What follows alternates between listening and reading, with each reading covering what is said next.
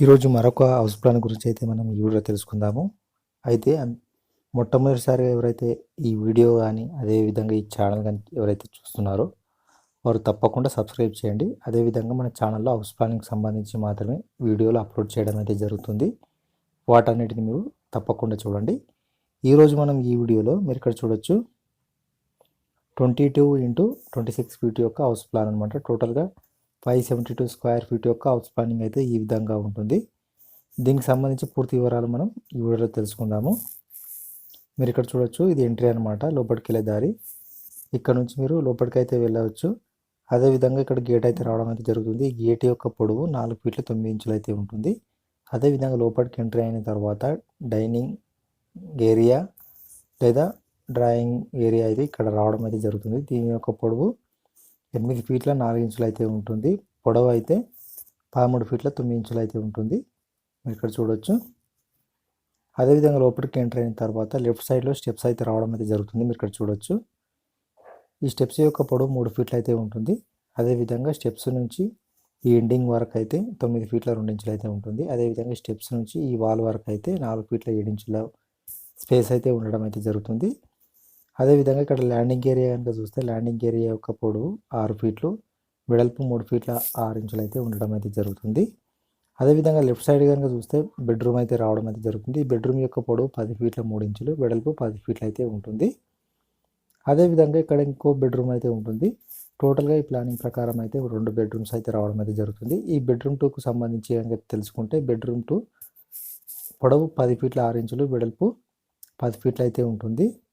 అదేవిధంగా మీరు ఇక్కడ చూడొచ్చు, సెంటర్లో కిచెన్ అయితే రావడం అయితే జరుగుతుంది. ఈ కిచెన్ యొక్క పొడవు 8 ఫీట్ల 4 ఇంచులు, వెడల్పు 7 ఫీట్లు అయితే ఉంటుంది. అదేవిధంగా కిచెన్ పక్కకు ఇక్కడ సైడు బాత్రూమ్, అదేవిధంగా లేట్రిన్ రూమ్ అయితే రావడం అయితే జరుగుతుంది. దీని యొక్క పొడవు 7 ఫీట్లు అయితే ఉంటుంది. వెడల్పు అయితే 6 ఫీట్లు అయితే ఉండడం అయితే జరుగుతుంది. అదేవిధంగా అంతకంటే ముందు మీరు తెలుసుకోవాల్సిన ముఖ్యమైన విషయం ఏమిటంటే, ఎక్కడెక్కడైతే రెడ్ కలర్ డాట్స్ లేదా చుక్కలు అయితే కనిపిస్తున్నాయో అటువంటి ప్లేస్లలో పిల్లర్స్ అయితే రావడం అయితే జరుగుతుంది. టోటల్గా ఈ ప్లానింగ్కి సంబంధించి ఎన్ని పిల్లర్స్ వస్తాయో మనం ఇక్కడ తెలుసుకుందాము. టోటల్గా 1 2 3 4 5 6 7 8 9 10 11 12 టోటల్గా 12 పిల్లర్స్ అయితే రావడం అయితే జరుగుతుంది. అదేవిధంగా ఇక్కడ ఎల్లో కలర్స్ గీతలు కనిపిస్తున్నాయి కదా, ఈ గీతలు ఉన్న ప్లేస్లలో విండోస్ అయితే రావడం అయితే జరుగుతుంది. ఎక్కడెక్కడైతే ఎల్లో కలర్స్ గీతలు అయితే కనిపిస్తున్నాయో లేదా లైన్లు కనిపిస్తున్నాయో అటువంటి ప్లేస్లలో ఇవి కిటికీలు అయితే రావడం అయితే జరుగుతుంది.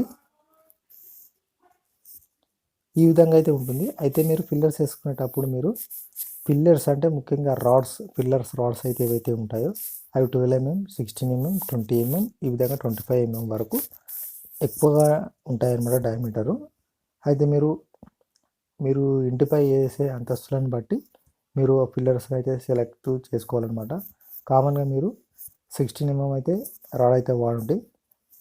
ఒకవేళ మీరు ఫ్యూచర్లో మీ ఇంటిపైన మరో 2 స్లాబ్లు వేద్దాం అనుకుంటే మీరు 16 mm అయితే వాడాలి. లేదా మేము సింగిల్గానే కట్టుకుంటామంటే మీరు 12 mm అయితే సరిపోతుంది అనమాట. ఫ్రెండ్స్, ఈ వీడియో మీకు నచ్చింది అనుకుంటాను. ఈ వీడియో నచ్చితే లైక్ చేయండి, షేర్ చేయండి. అదేవిధంగా మన ఛానల్లో హౌస్ ప్లానింగ్కి సంబంధించి అనేక రకాల వీడియోస్ అయితే అప్లోడ్ అయితే చేయడం అయితే జరుగుతుంది. వాటన్నిటి మీరు తప్పకుండా చూడండి. Thank you for watching this video.